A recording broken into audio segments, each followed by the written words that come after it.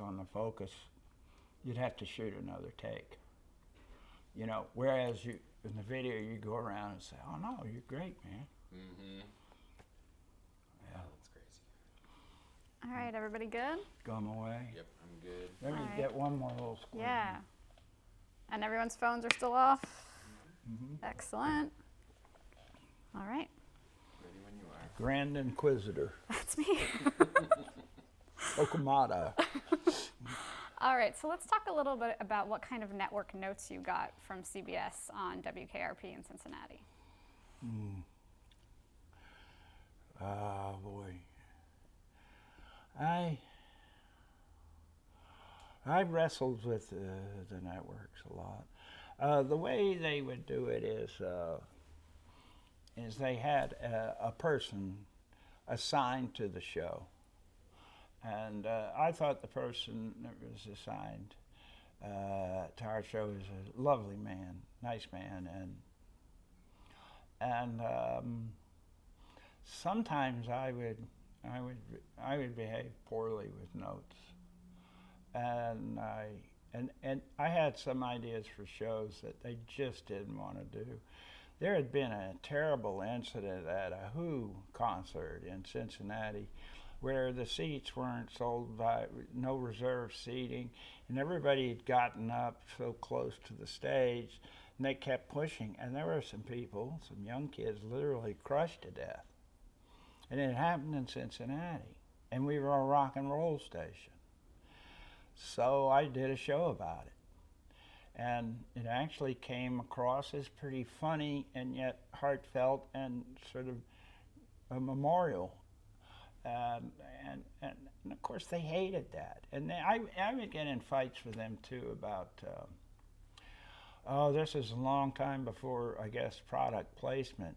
I wrote a line once. It was about a guy with a rock band who tore up his hotel room and then jumped out the window.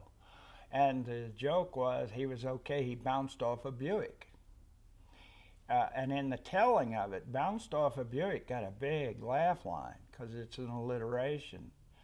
If you say bounced off an automobile, that's an accident report.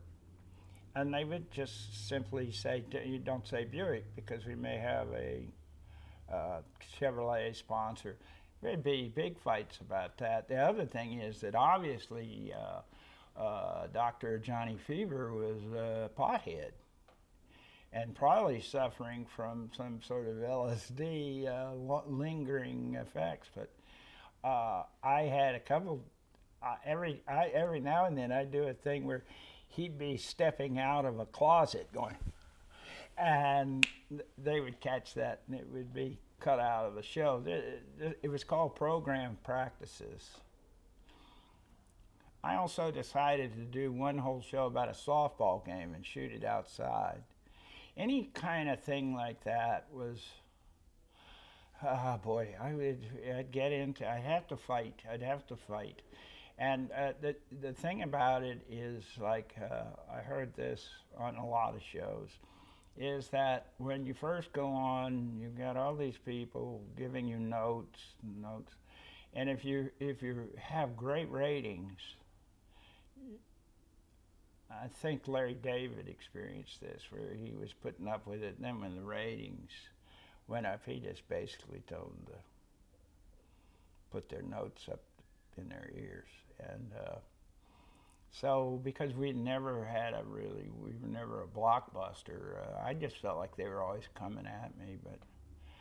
And there's old stories about if you wanted to get a dam in the show, this is how long ago this was. Can you imagine they didn't want a dam in there?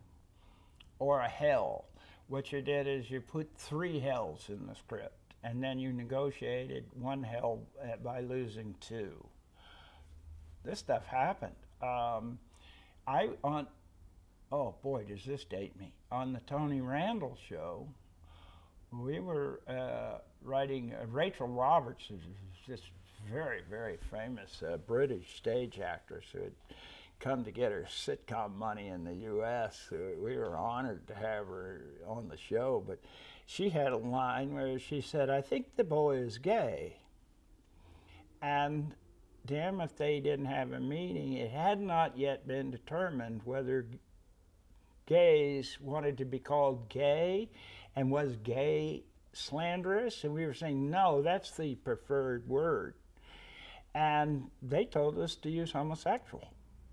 And she said, I think the boy's a homosexual, and it got a laugh,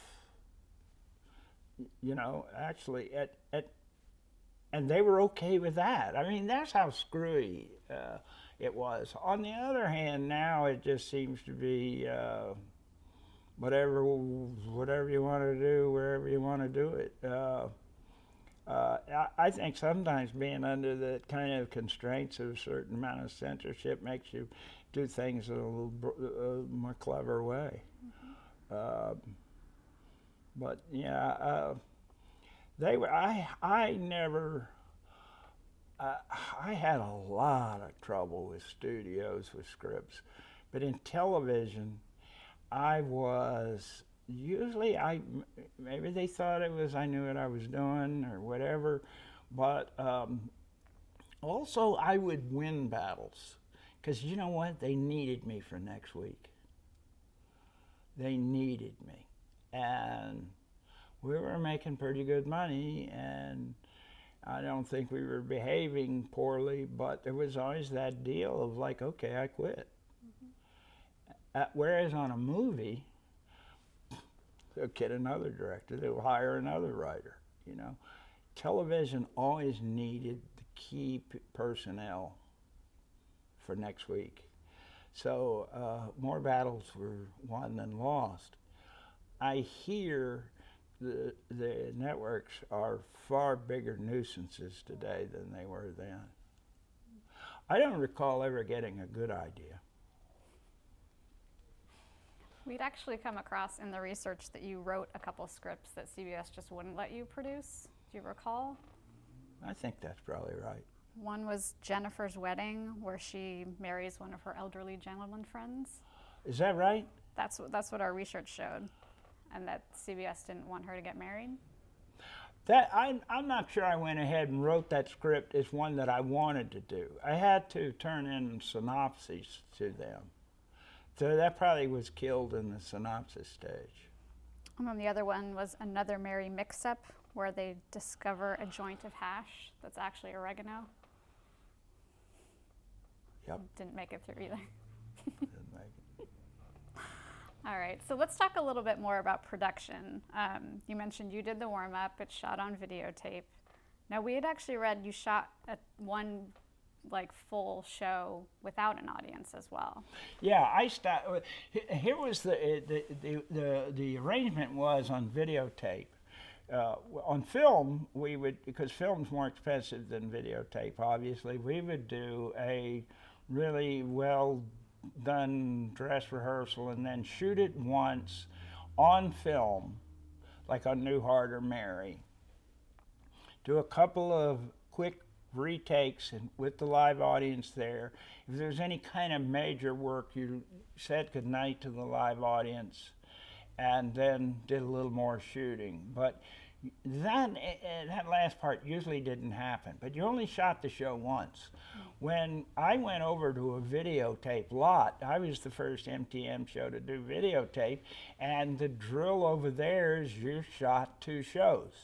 And you had an afternoon, like a 4 o'clock show and a 7 o'clock show, with maybe a little fine tuning in between. So I agreed to do this. I found that the people who came in, stood in line in broad daylight and came in for the 4 o'clock show were terrible audiences.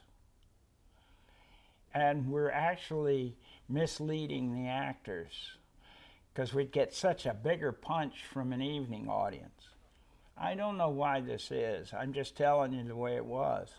So I said, the hell with it. What we'll do is, I don't want that 4 o'clock audience in here. I'm going to shoot the whole show dry so that when we shoot the second show, we go right through, and if it's anything we have to fix, we don't fix it. We just keep going. We don't do reshoots because we've already got it right from the no audience show. Consequently, we would go in, and again, my eye was always on the live audience. We would work like this, and we would shoot that show. They'd come in at 7, and I'd be saying, God bless and good night at 9:15. And the other shows were typically let out at 10:30 or 11, and you'd hear horror stories from the Laverne and Shirley set where they didn't finish till 2. And they wouldn't dismiss the audience. They would just let them just gradually get up until there were only 5 people there at the end. I hated all that. I wanted to put on a show. I wanted it to work for the live audience because those are the only people I had any touch with. I didn't know what the great unknown was like out there. And also, I also wanted a margarita by 10. Was there much improvisation on the show? Hardly any. Really? I mean, yes. Let me amend that. I asked for improvisations on Tuesday to see if there was anything that could be useful. So that's at the run-through, the read-through? At Tuesday's rehearsal. Any ideas you got, let's do them. After that, though, after the big Tuesday night rewrite, then everybody stuck to the playbook. But I was always looking for improvisational stuff. I called it free laughs, you know. And I was delighted to get them. And by the way, if an actor did a little thing, you know, I don't know, instead of exiting that way, went that way, or picked up this and all that, that's a different story. But if they wanted to kind of change the scene, I would give it a look and maybe use it. But if whatever we resolved on, that was it come Wednesday morning. So let's talk about some specific episodes of the show. One we wanted to mention is Who is Gordon Sims, where we learn about Venus's time in Vietnam. Yeah. Tell us a little bit about that episode. It's just me trying to get stories that... I tell you something about sitcom. I think everybody, or at least the good ones, we could all write funny. Well, what we struggled with and had hours and hours of meetings about were story meetings. Now, what's the show about nothing? It was Seinfeld? On Seinfeld, the show about nothing. If you look at the shows, they're always about something, and usually 2 things. That's another thing. You usually have an A storyline and a B storyline. We did the same. But they were always about something, and it was always about something extremely funny, like your friend looks like an idiot when she dances. Do we tell her or not? I think that's pretty good. I was out of radio stories after about 6 shows, and so I was trying to find stories that I thought were of interest. And Who is Gordon Sims? Where is there some question maybe he was a deserter? And he told about an event that had happened in Vietnam. That was not a welcome show by the network. And I think I thought I was just trying to find solid stories, and I was never worried if things became unfunny for a little bit. I've always I always thought that the rules of drama applied to comedy as well, and it was okay to go there. I mean, later I was kind of one of the co-developers of what became known as the dramedy. But I just was looking for good stories. And I don't know, it just kind of became our style, for better or worse. What about Fish Story? Fish Story. Fish Story was, the networks were telling me that they just wanted funny. That's all they wanted, and they wanted sight gags. And so I wrote Fish Story, just the goofiest, silliest show. Guys who dressed and going to the bathroom dressed as a fish, and he runs into the pig mascot and all that. I wrote it and I put I didn't put my name on it. I think I called myself Omar Cassis, written by Omar Cassis. We have Raoul Plager. Raoul Plager. I'm sorry. I wonder Omar Cassis. That must have been another pseudonym? pen name I used. But yeah, Raoul Plager. I wrote it, and because I thought it was going to be such an embarrassment. Well, we did it, and the audience just went wild. They laughed their butts off, and at the end of it, I had a really good show, and that proved that I was wrong and the networks were right. So it was ironic. Venus and the Man, where the cleaning woman asks Venus to speak with her son, who's Yeah. going to drop out. Yeah. Was that another fight with the network on that one, or was Yeah, that okay? yeah. By then, they were kind of getting used to me. Venus and the Man is the night lady's son is failing at school, and we find out that Tim Reed's character Venus used to teach school, and he gets him in the stock room there, and in 10 minutes teaches him the parts of the atom by using kind of gang names of protons. He called the pros, and the neutrons were the new boys, and all of this kind of stuff. And the kid picked it up just like that. That's an interesting show in that after that was over, a number of teaching associations and school districts asked our permission to show it, and it was actually even shown at teacher conferences and whatnot, as an example of maybe a way to educationally approach a kid who's, it's just pure street. Again, I think maybe I was being a little pretentious. You won the Humanitas Prize for that show. Huh? You won a Humanitas Award for Yeah, that show. yeah. I think I've won 3 Humanitases over the years. I did. So,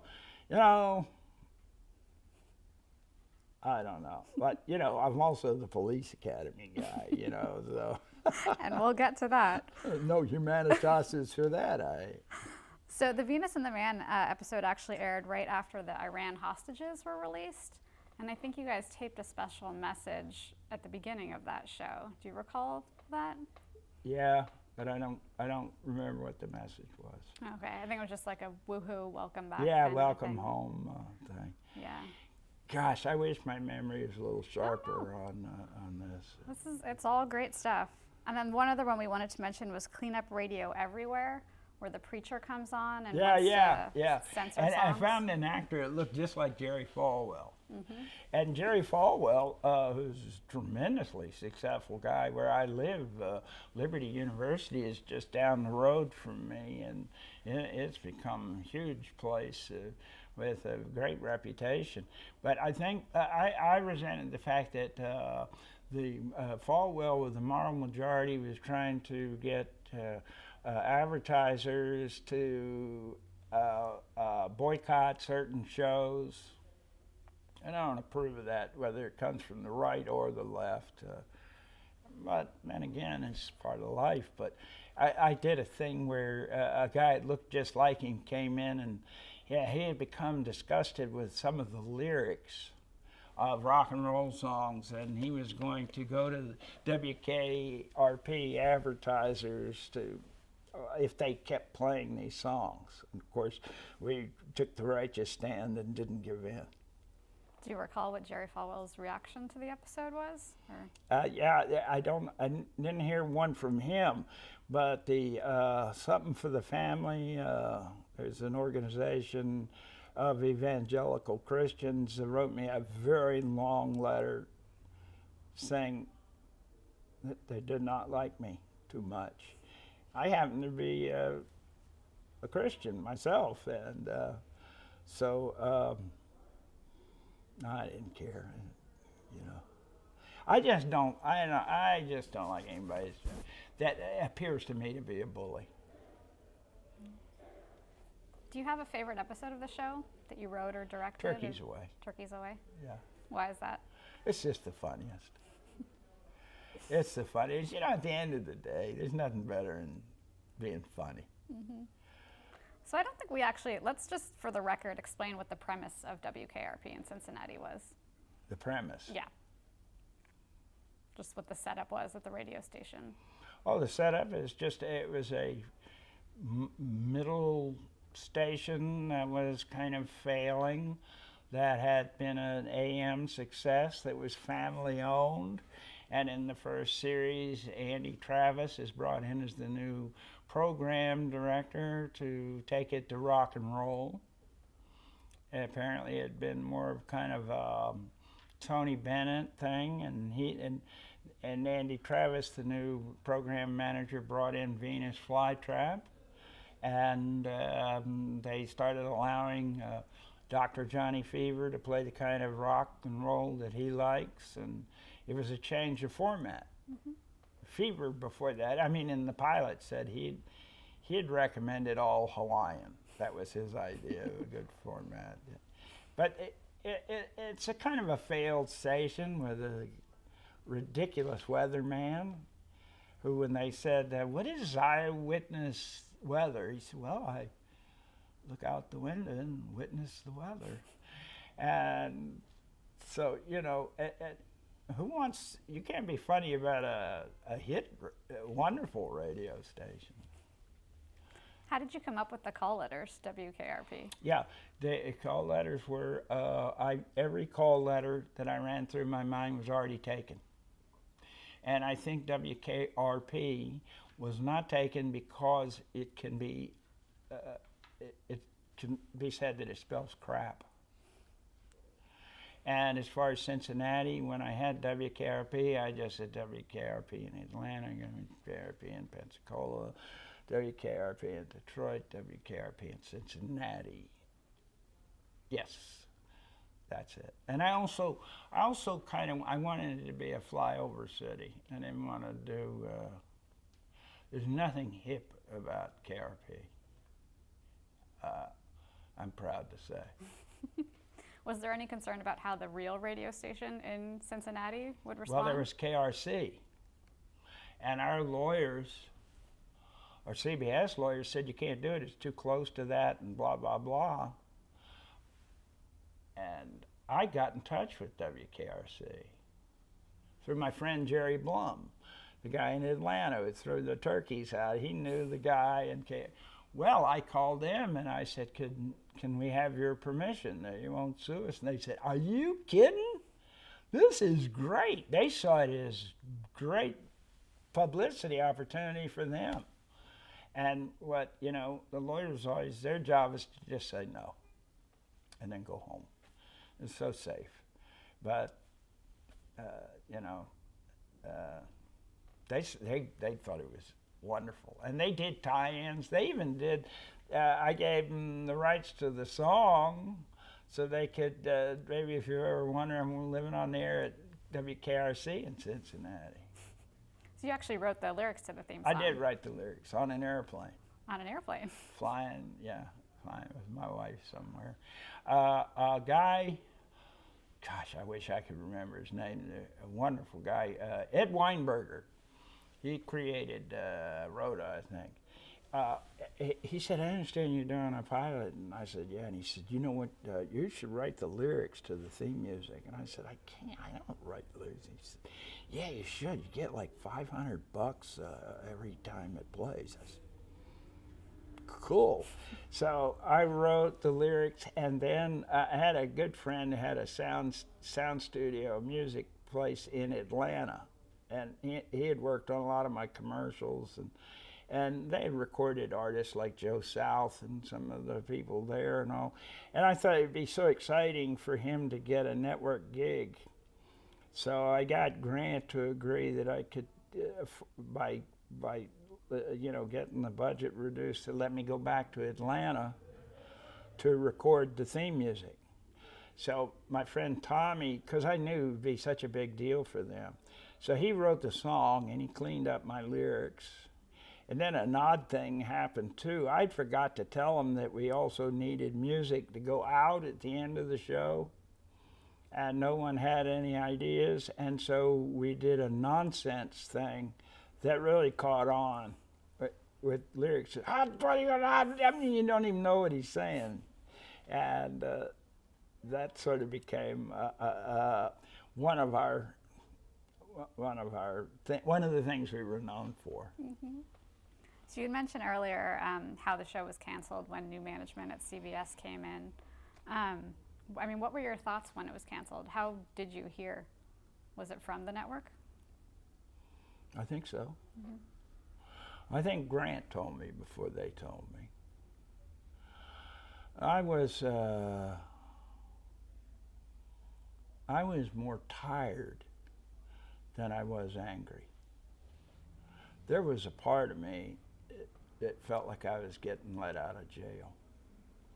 Jim Brooks once told me that doing a TV show is like Sisyphus, the Greek in Greek mythology, where he's down in Hades, and his job is to roll the rock up the hill, and just as he gets to the top, it rolls back down, and he goes back. And he said that's what it's like to have a weekly show. And no matter how excited you are about the show you shot Friday night, you know waiting you on Monday morning is a script that's going to need a lot of work. And all you need is a couple of bad shows in a row, and you can really wreck your reputation and your buzz and whatnot. So after 4 years, I was really, really tired. What do you think is the legacy of WKRP in Cincinnati?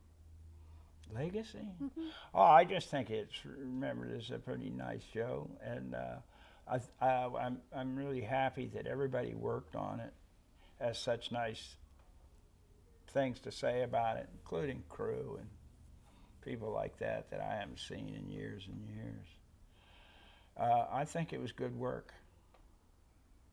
And then in 1992, the new WKRP in Cincinnati debuted. Yeah. Were you involved with that No. show? Okay. So then in 1986, you co-created the sitcom Easy Street. Oh yeah, I did that for Lonnie. Yeah. She got a show of her own, and she wanted me to. I just worked on the pilot. Just the pilot. Yes. Okay. By then I was doing movies. Not well, mind you, but I was doing them. We will get into talking about the movies, definitely. Before that, we wanted to talk about Frank's Place, which you did in 1987. So tell us a little bit about how that show came about. Tim Reed said that the guy at CBS would like to do a thing about New Orleans and cooking. It wasn't Creole that it just caught on, but it was whatever they call black and red fish and all of that. What kind of cooking is that? Cajun? Cajun cooking was all the rage, and they thought maybe it'd be cool to be have a restaurant in New Orleans, and Tim would be running it. And I was not enjoying directing movies. And so Tim is one of my best friends. He's Maggie Brown's godfather, and Tim's wife, godmother. And so I wanted to work with him, and I didn't want to do movies. And I thought, oh man, a Southern sitcom. Well, that's right down my alley. So we went to New Orleans and researched around. We found this restaurant. It was pretty famous, kind of down in the hills, but famous. It was like where Madonna would sneak off to after her. It was very authentic. It wasn't, but it was Creole, and it was owned by a guy that we got to be friends with. And we based the whole thing. I took pictures of the restaurants. All the sets are built on his restaurant. It's called Chez Louisiane, I think. And this guy always wore a fisherman's cap and white, and I made sure our cook did the same. And I stayed down there. I had so much fun. I decided, I knew in a lot of black communities, the most important people are the undertakers. people own the funeral home. So I based a character on a woman who was a power person in New Orleans in her wheelchair on the funeral home, was always being pushed around by Daphne, her beautiful daughter, who is in real life Tim's wife. And I just started putting the pieces together. And I then said to CBS I didn't want to shoot it in front of a live audience. I've been shooting one-camera movies. I thought I knew how to do them. I want to shoot it as a movie. Certainly MASH was one camera. They said, okay, but you got to use a laugh track. I said, oh, absolutely, you know, and I was lying to them. I thought, what I knew, if I, you know, the fourth wall, you know about that. If I get into that bar, and I shoot a scene where you see this way, and then you see this way, and then you see this way, and then you see this way. When I'm through, I put a laugh track on that, and you're going to say, what? Where's the audience? Because I've shown all four walls. So when I was through, I called them and said, oh, I'm in such a fit here. I'm at the such and such sound studio, and I can't, it's not taking the laugh track. What do you mean it's not taking? I said, well, you better get over here and have a look. No, I can't get a laugh track on this. And that was the first Frank's Place. And Jay Tarsis and I had talked years before, and I really hadn't seen Jay in a couple of years. But we had talked about breaking out of, we wanted to get away from laugh tracks. And I thought the best way of doing that was going one camera. So unbeknownst to me, he made a show called The Days and Nights of Molly Dodd while I was doing Frank's Place. And those shows came on at the exact same time.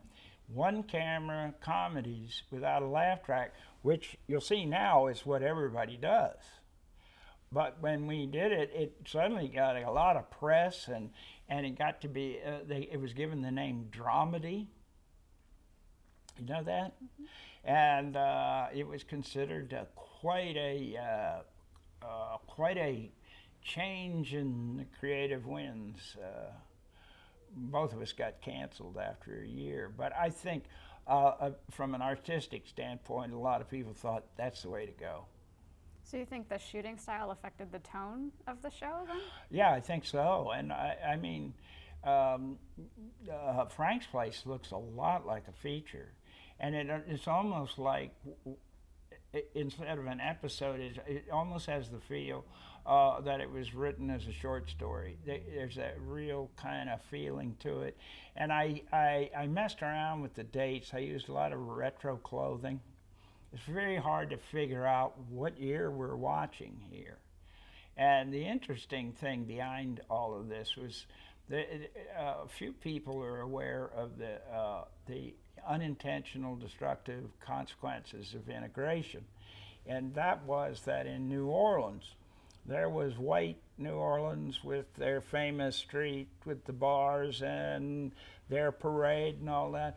Well, there was an absolute mirror of all that going on a number of blocks away in the black community. And they had their restaurants and their hotels and their parade and all of that. When integration finally arrived and all that, what happened was that the black people went to Mardi Gras here and used these hotels and these restaurants. And where Chez Louisiane was, just black owned and operated businesses began collapsing all over the place. And his restaurant still survived. After the flood, the real owner of the restaurant was destroyed in the flood, and he evacuated himself to Atlanta, and while there died of a heart attack. So the restaurant was called, I beg your pardon, it's called Chez Louisiane in Frank's Place. It's Chez Helene. in real life, and it was a famous landmark, and it was one of the few owned and operated black businesses that survived the integration. I thought that was really interesting. So I didn't want to say what year it was or anything else. We had shows that where one of the young kids was absolutely jumped upon and scolded by the his older black people because he is heard using the word nigger. And that was a big point in the show. Well, it was about the same time that the most brilliant stand-up comic that ever lived was using that word in every other sentence. So you would look at us and say, gosh, what period of time am I? It was becoming fashionable. The N-word was used by blacks. It was never fashionable. It was used by, I grew up in the South. If I said that word, I'd get a spanking. I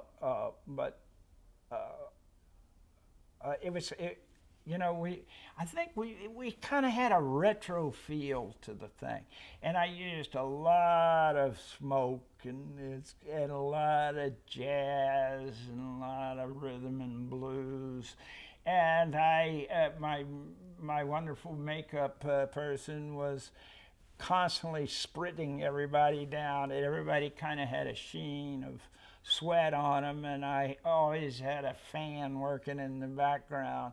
So I was very, very interested in atmosphere. That is not of interest in sitcoms, or who would fool with that. What was the actual premise of the show? The premise of the show was that standard item, fish out of water. Tim Reed inherits this thing from his grandfather.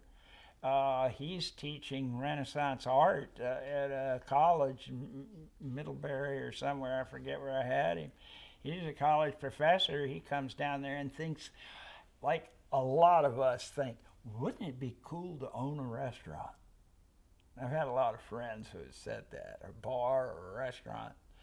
Well, it is cool. It's also a nightmare, and I knew that. So it was about a guy coming in. It's about a black man who didn't understand any of the black culture of New Orleans. And I should say up front, there's the South and there's New Orleans. And I knew this. That's two different deals, you know. New Orleans is New Orleans, you know. They got their own cooking down there. And so here comes Frank, this upwardly mobile, kind of, you know, well-off, grounded black man, comes into this steamy environment that's got all these kind of Gothic traditions and whatnot. That was my point. I just thought, and he'd be the eyes of the audience. Because every show he'd be going, my, this is strange. Mm-hmm. And we made no issue of race. He had a white lawyer, which gave me a good, who is a Jew. And people don't understand that they were Portuguese Jews in Charleston, South Carolina before the Revolution. I had a friend whose dad owned Jack Krawcheck. His dad owned the clothing store in Charleston, and he was a Jew. He got bar mitzvah and all that, but he said schmuck. You know, so I thought, wow, now there's an interesting character nobody seems to know exists. So it's the most fun I've ever had in my life, and I think it's my best work. Tell us a little bit about the writing on that show. Well, I got Sam Art, who is a black playwright, to join me. I had a couple other writers that I liked their work, and Sam Art Williams and I probably did most of the writing. Sam Art took his money and went back to Bergdorf, North Carolina. He was about 6'5", weighed about 240, and hated football and was really getting tired of people saying, "Do you play?" And he went to New York and he wrote some off-Broadway plays, and that's where I heard about him, and I hired him. And the first time in his life he was making any real money, and he went out and bought a 1984 red Cadillac convertible. And then when we got canceled, he got in his Cadillac convertible and he drove back to North Carolina. And he says, "Hugh, I've saved every dollar, and I'm getting the hell out of here." I miss him. Did you get a lot of network notes on that show? No. No, and I don't know why. I think they'd given up on me. The problems I was having with Viacom, I know why. I mean, first of all, the CBS guys liked me. One of the CBS guys really had the idea for the show, so he's for us. Viacom has really just now getting into the production business. They've made all their money in reruns. Summer Redstone was a guy we had just heard about who was coming out, going to be a factor in Hollywood. Somehow or another, I got left alone except on budgets, and they really tried to lowball me. And because I was shooting one camera, I couldn't go as fast as, we started shooting Monday, and we'd have 23 and a half minutes that we liked. It would take all the way to Friday, and there was always this feeling that the show should have been shot in 3 days rather than 5. And I mainly had fights with the line producer types. And they really made it as annoying as possible. Now, you did win an Emmy for Outstanding Comedy Writing for Frank's Place. Yeah, and I also got nominated for directing. Mm-hmm. Yeah. So what did those honors mean to you? What is what? What did those honors mean to you? The Emmy? Mm-hmm. Oh, I was delighted. I've been nominated as a producer or a writer or director about 9 times. I was finally glad to get my hands on one of them instead of just the certificate. I was deeply honored, very appreciative. I don't think it was fair. Why? Because the comedy I wrote, to win the Emmy was about a black man committing suicide to try to get his wife's get the life insurance company to pay up. Oh no, he didn't have any life insurance, so it starts with him in a driving rain, driving off a bridge by the bayou, killing himself, and then leaving a note that his wife's supposed to sue Frank's Place because he'd gone in there and they had given him too much to drink. And Frank and the white lawyer has to go into black neighborhood, and it got real tense. And I kept the jokes coming, but it was real tense, and it was about the whole issue of should a restaurant be sued because somebody got drunk there? Also, what do you do about people that have always been hourly workers, and how does their retirement work, and blah blah blah, and so it was a wonderful piece, and I had this black actress that I'd seen in so many movies, and I'm going to embarrass myself by not remembering her name. She came in, and she also won an Emmy for the one scene she was in, where she had a 7-minute, or no, that's not true, a 4-minute speech, a soliloquy. So, I mean, if you're doing Happy Days, how do you compete with that? You see what I mean? Mm-hmm. That's what, I really thought I had an unfair advantage over everybody. On the other hand, I was deeply troubled that I didn't get an Emmy for directing. That episode, just for the record, that was called The Bridge. The Bridge, yeah. So you mentioned the show was canceled. It was a critical success, but lasted 1 season. How did you learn of the cancellation? was in Florida, and Tim called me. And I wasn't surprised, because bad numbers are bad numbers. I knew it was coming. I knew it was coming. You can only have the New York Times write so many nice things about you. At some time, you've got to get the numbers. Yeah. Do you think the show could have lasted if it were on today? Absolutely. I, honest to God, believe it was just ahead of its time. I think it could be a hit in a Netflix-like situation. I think, in fact, if it, you know, people said, you know what's wrong with that show? It looks like it's going to win a Peabody Award. You should be on PBS. Again, pretentious. I have to confess to that. I think I maybe should have just gone from what, you know, and then at the same time, I'm doing movies that I can't stand,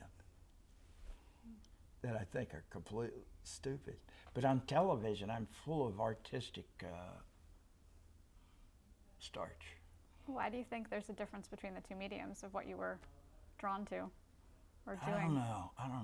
I think it's because I thought, boy, I'm somebody in television. And boy, I'm nobody in the movies. If I'm not nice to Bette Midler, she's going to get my ass fired off this movie in a heartbeat. If she was in a TV show of mine, that would be a fair fight. I don't know what it was. I just always. I also got worn out by movies. 56-day shoots. By the time it was over, all I wanted to do was go home. I'm a short distance runner. The 30-minute show suited my interests. What do you think was the legacy of Frank's Place? Oh gosh, I'll tell you what, I've taught screenwriting over at the University of Virginia. The only reason I would get that kind of job, is because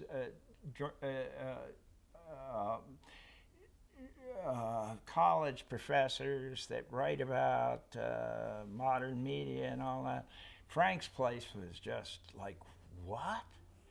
That's why UVA, a prestigious campus like that, they were honored to have me there, not because I was the KRP or Police Academy guy, but I was the Frank's Place guy, which is also, from a racial point of view, super politically correct.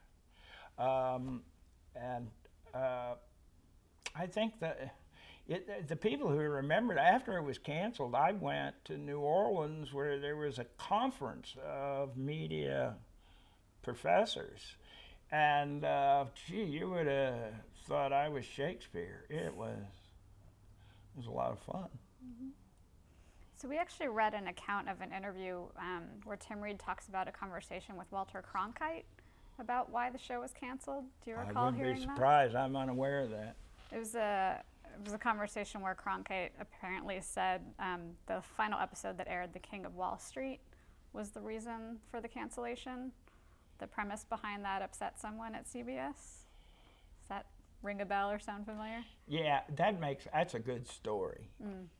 The King of Wall Street probably would really piss off the network heads. What was the premise of that episode? I think it was about a rich guy. A Wall Street tycoon? Yeah, Wall Street tycoon. He had come to New Orleans to shoot himself, I think, something like that. Mm. I don't know. I wrote it. I directed it. I can't remember what it was. But I remember it had some great acting in it. Yeah. And it also had the line, how many speedboats do you need to ski behind? Asking it, when is enough, mm-hmm. money-wise. Mm-hmm. All right, so one other of your sitcoms we wanted to talk about was the famous Teddy Z, which you created in 1989. So how did that one come about? Well, Columbia Television offered me made an offer I couldn't refuse to come back and do TV. And once again, I was in movies kind of always wanting to get back into TV. I always was in TV wanting to get into movies, and then I got into movies and always thinking, I'd like to get back in TV.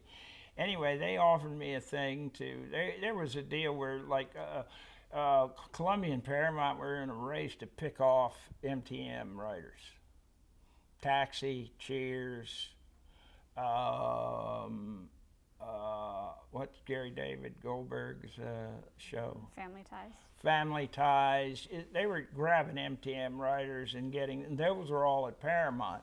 So Columbia thought they could do it with me and Ed Weinberger. I don't think Ed ever did anything for him. I did the famous Teddy Z, which I thought would be kind of a funny showbiz thing. And of course, everybody said nobody wants to see a show about show business. But now we have Entourage. I was just kind of an early Entourage thing. John Cryer? John Cryer? John Cryer had the lead, and I don't think he really had the chops for it at the time. But in walked Alex Rocco, and I'd never had more fun writing for a character. And he was the agent Al Floss, and he made fun of every agent I'd ever met. And Rocco won an Oscar, and we got canceled, and everybody walked away. And I didn't really care. I didn't think the show was that good, except that I thought Rocco was solidly brilliant. He blew me away. You know, and up to that point, he was always Mo Green. In fact, he just passed away this year, and we were playing golf once in Virginia, he and I, years later, and another foursome came up. Two guys looked at one another and they said, "Holy blank, it's Mo Green."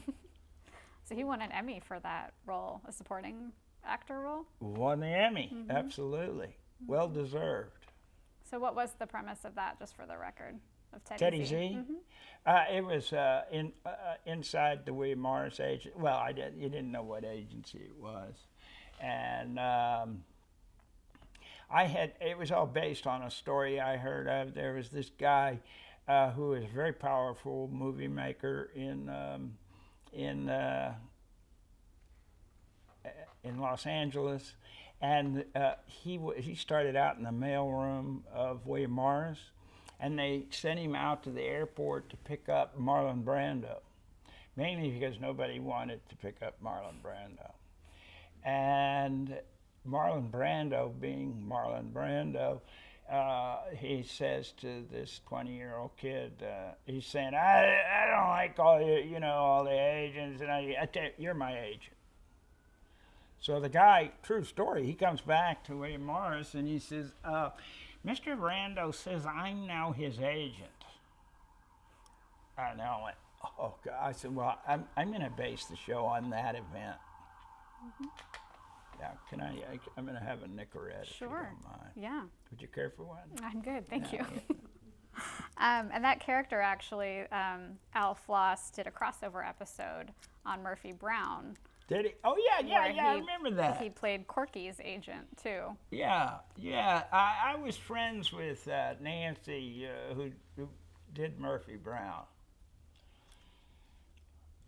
Nancy Meyer? Not Nancy Meyer. It was Diane Oh, English, Diane, I think, did Murphy Brown, Diane. Yeah. Yeah. She's talented. I bet you've interviewed her. We did, yeah. Yeah. Okay, so now we're going to briefly touch on films. You've mentioned a couple that you've directed. 1984, you co-wrote and directed Police Academy, which you mentioned. So how did that come about? KRP went off the air. I wanted to get in the movie business. I had done some uncredited punch-up. I hate that term, but just movies where I'd go through and just try to punch in jokes and stuff. So, but I was anxious. What I wanted to do is, I figured writer was king in TV, but director was king in movies. Not sure that's true, but anyway, I got this script, and it was such a lousy piece of junk. And so I told my agent I was in no way interested. And he came back to me and said, listen, this is at the Ladd Company. It's an important company. It's part of Warner Brothers. It's a low budget thing, but there are a lot of people, important people attached. And they're saying now if you'll do a rewrite, they'll let you direct it. I said, well, that's a whole different story. So I went in and I did a heavy, huge rewrite. But I had thrown out scenes that they liked, so I agreed to put those back in. So off I went to Toronto with a 145-page script, you know, which is about as long as Gandhi, for a nitwit comedy that should be no more than 102 pages. And but I shot it all, and most of the stuff that I didn't want in there went out. It was good. The Ladd Company made me look at a couple of what was at the time called slob comedies. And I think the idea was, I think that we had a different point of view. I was absolutely certain that what Mel Brooks said was true, funny's money. And I think they were thinking in this kind of brain-dead teen market, male teen market right in there. Actually, gross was money. So it was sort of a gross versus funny battle that I had with them, and I would think I was on the right side of that fight. Anyway, we went up there and shot it. I think that all in, it was like $3.8 million, and the movie grossed over 100. In the States and worldwide, and so that's before cassettes or anything else. So I guess it was the biggest success I'd ever been involved in. Did that have an impact on your career after that? It did. It did. And it's where I made a career mistake. That same year, Ronnie Howard had a hit with the mermaid thing. Splash? And Rob Reiner had Spinal Tap, and I had Police Academy. They were these three kind of low budget things. And they both, I think they both, having grown up out here and all that, kind of knew what their next move was. I didn't. And I went off to Spain and did a very low budget comedy spoof about singing cowboys, Gene Autry and Roy Rogers, because those were the movies that I liked, that I went to see. I mean, most directors say they were all watching, famous movies. I was watching Roy and Gene. And so I did kind of a homage to them, and had a wonderful cast: Tom Berenger and Sheila Ward, Andy Griffith as a gay cattle baron. That's different. Anyway, and I'm leaving out some famous people too. The problem with it is when we tested it, we found out the only people that thought it was funny were men over 45. So to this day, I like to say that worldwide, over, I guess, hundreds and hundreds of people have seen it. And what was the name of that film? It's called Rustler's Rhapsody. And I'd like for you to rent it. I think it's really good. I will do that. Really good. But I also wrote it during a time in my life where I was smoking a considerable amount of marijuana, which I don't approve of now, but I did approve of then. So it's a little slow.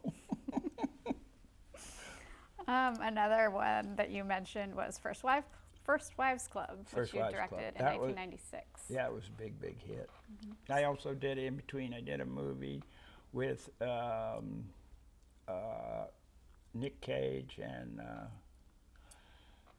the very famous woman Shirley MacLaine. Guarding Tess. I did that, and then this First Wives Club, and It was a very hard shoot because we were in New York and we were in swanky parts of New York where, you know, they'd have to pay $25,000 to get a swanky apartment across the street from the Museum of Modern Art, and which meant that I had to get the whole scene done in a day. So 16 hours were not unusual.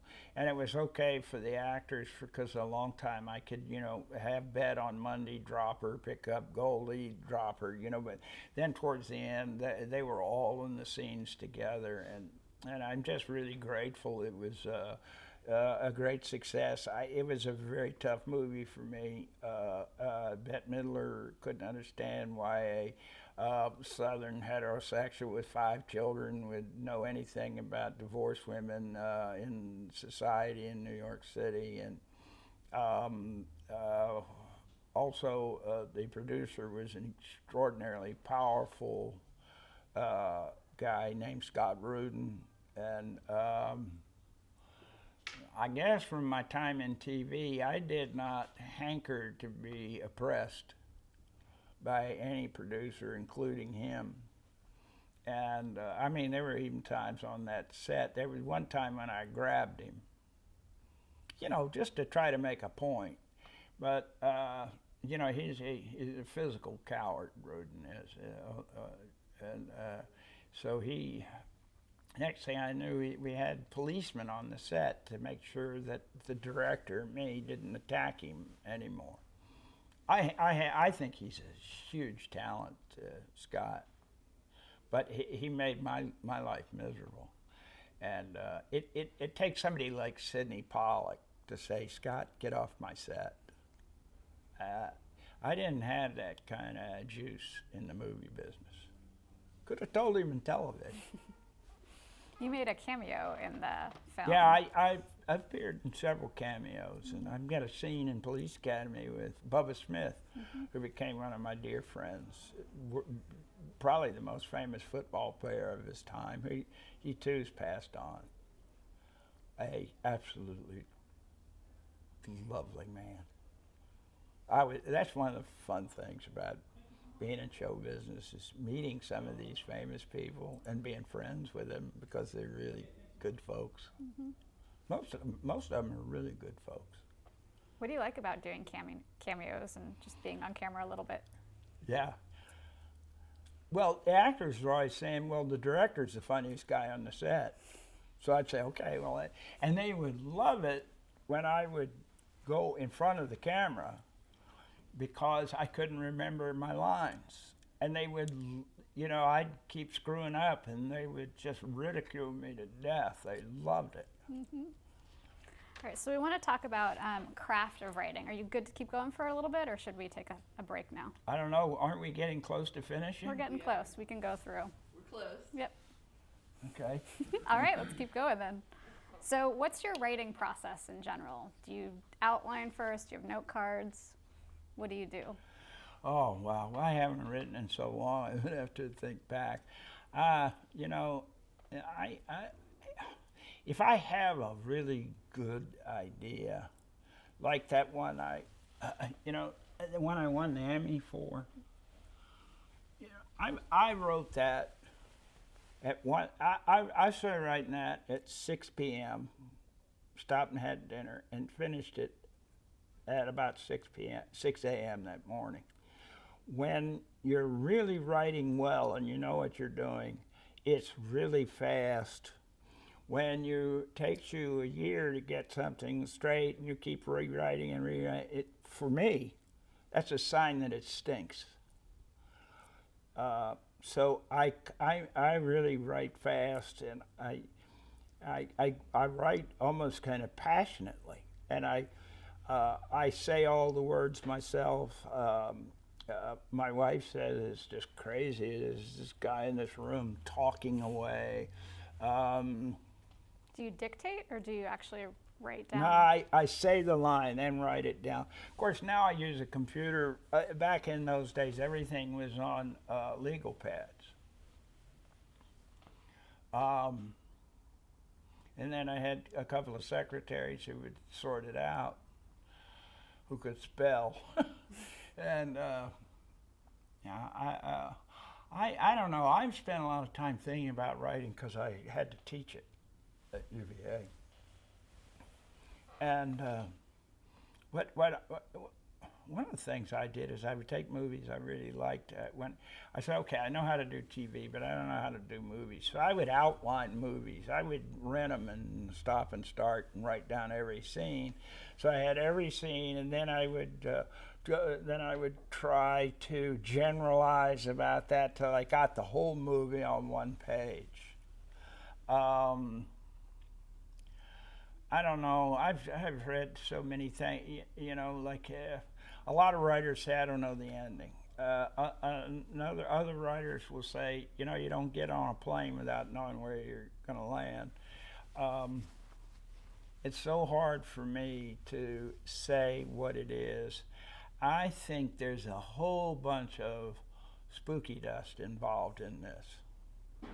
I really do. Because a lot of people spend good money and they all go to take, there's a famous guy here that teaches a writing course and he's never sold a script in his life. But I took his course and everything in there was, I thought was right. He's very, very smart. But then, and then, you know, you look at something like the Coen brothers. They've had a couple of misses, but usually not, and they are fantastic, and they break every damn rule of screenwriting. They'll have the main event happen off screen in No Country for Old Men. You know, their big shootout you don't see. They're amazing, and I really respect that. I think Woody Allen is just, he's Woody Allen, and it's not like any kind of formula or anything that I could tell you about his movies. It's fortunately, it remains mysterious. I like that, and now we're going through a period of computer animation, and it's all. Well, you know, I like movies. I liked. I mean, they are all so alike. That one got wonderful reviews because the characters actually were funny, which of course is the cheapest thing you can do to a movie is make it funny. A lot of the big action directors, though, write the stupidest lines. I mean, they're. You know what they are? They're comic books. And I once was with, got invited into Steven Spielberg's place that he had built at Universal, kind of an adobe fort. And in one room, he had nothing but sketch artists drawing cells. And it was at that point a voice said to me, "These guys are shooting comic books." And I should have said, "Do the same, stupid, because you can get rich doing this," instead of showing up saying, "Okay, you go here and go here." You know, that wouldn't do for Curb Your Enthusiasm or something, but it's perfect for big tent movies, and they're shooting comic books. And they shot comic books, and then they started actually shooting the comic book characters. None of that is of interest to me. And I've noticed too that stuff getting blown up, it really has a shelf life. I don't think people are impressed with that. I watched The Bourne Identity on Netflix because I'd somehow missed it. You know, I thought it was really interesting, except that I knew now was going to be a obligatory 10-minute car chase through Paris that took three weeks to shoot. The director was not even there when it was shot. A couple of people were injured. It cost a fortune. You had to argue with the French government to let you drive a car over. You had to shoot on Sundays. All, you know, I just look at it and I see all the nightmare production behind it. And then I'm also tired of seeing cars going flying through the air. Maybe my son's not, but boy, I've had it. I don't know where the movies are going, and I know I'm probably the last person to say this, but television's where it's at. What do you think is particularly well written on TV? Well, it couldn't get any better than Breaking Bad. It just doesn't get any better than that. What do you think was so great about it? Brilliantly written, and therefore brilliantly acted. I say therefore brilliantly acted because if the script's garbage, the actors they're not going anywhere.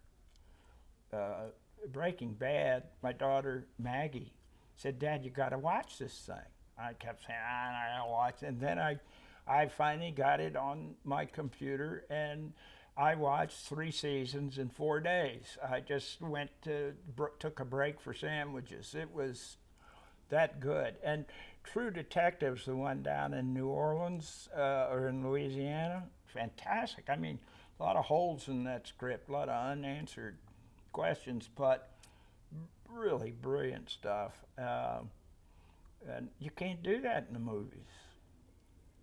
It's all changing. Movies now with IMAX screen, and still they make a Tom Hanks movie about Captain Phillips. That should be on a big screen because out in the ocean and all that. It was a wonderful movie. I don't think it even got mentioned for Academy nominations. Don't recall. So we're here in the Writers Guild Library. You're a member of the Guild. I'm a proud member of the Guild. So when did you first hear about the Writers Guild? Do you recall? When I sold my first script and said, "You got to be in a union, sonny boy." Mm-hmm. And I thought it was that catch-22. You can't be in the Writers Guild until you sell a script, and you can't sell a script if you're not in the Writers Guild. But thanks to Tom Patchett and Jay Tarsis, again, and Bernie Brillstein, who became my manager, I sold this script, and the Writers Guild said, "You have to join." And I said, "Wow, that's what I want to join." And that's the first I heard of them, and I always liked it. I didn't come around too much as a member, but I always tried to be involved. I always made sure if they wanted me to put some money in their fund for out-of-work writers or something, I was always very happy to do that. The only thing that worried me about the Writers Guild is, as a working writer, I used to hate to go to meetings when we were talking about going on strike. Because I'd see a lot of writers coming in with Century 21 real estate jackets on and knew that they didn't care if we went on strike or not. In fact, for an out-of-work writer, a strike's a cool thing because you can go picket at 20th Century and maybe meet a showrunner. You can network. Mm-hmm. So I don't know, I thought we were a little quick on the triggers for strikes, you know, but looking back, they were right and I was wrong, and we should have fought even harder because the people we're fighting against, they've got their hands around the money and the control, and they really don't want to share. Mm-hmm. So thank God for the Writers Guild. I'm also in the Directors Guild, but I don't even remember going to a meeting. I think if you paid them $50, you didn't have to go. So let's talk about what you're doing these days. What are some of your current projects? Nothing. Nothing? Not doing anything. And you're not here in California. A couple California. of years ago, I thought, wow, the economy is really hurting my retirement. I'm going to go back out there and see if I could get something going. I had an idea for a show. And I came out, and everybody was delighted to have a meeting with me. "Oh, yeah, you're Hugh Wilson. I heard about you." And but I couldn't sell anything. And you don't live in California anymore? No, that was another problem. In '92, we bought a farm in Virginia and left for Charlottesville. And I think part of the problem around here is out of sight, out of mind. I think a lot of jobs I got is I'd bump into somebody at some restaurant and they'd say, "Hey, you know, I got a thing." And that's okay. That's okay. Mm-hmm. But I was sorry I couldn't get anything started again. But I also, last year, I had a heart operation and I had a lung operation. And so I'm probably in no shape to direct, that's for sure. I think I can write. I'm sure I could write. But I know the feeling. You know, when I was working on KRP or Bob Newhart, let's say, if some I Love Lucy writers came in and wanted a job, we go, please, you're so done. So what goes round comes round. Have you had any mentors throughout your career? No. No. Closest to it would be Jay Tarsis. I thought he was the best writer, best comedy writer I'd ever been around. Why is that? He was the best. Yeah. He was the funniest. And I think for MTM, I never worked directly with Alan and James, Jimmy Brooks, known as James L. Brooks. I'd say James L. Brooks was probably the best of all of us. And that was Alan Burns. Was Huh? the other Alan Burns was the Alan you were talking about? Alan was Jimmy's partner. I think they were the best. And Jim Brooks kind of went on and did some really wonderful movies. So I guess he'd be the best. I wish I had had a mentor, but I never wanted a partner. I always kind of worked alone. What do you like about writing? Having written, that's not my line, but I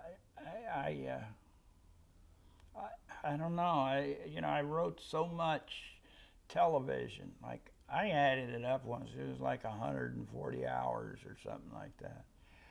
That I in some way was kind of broken from loving to write, and it became like work to me.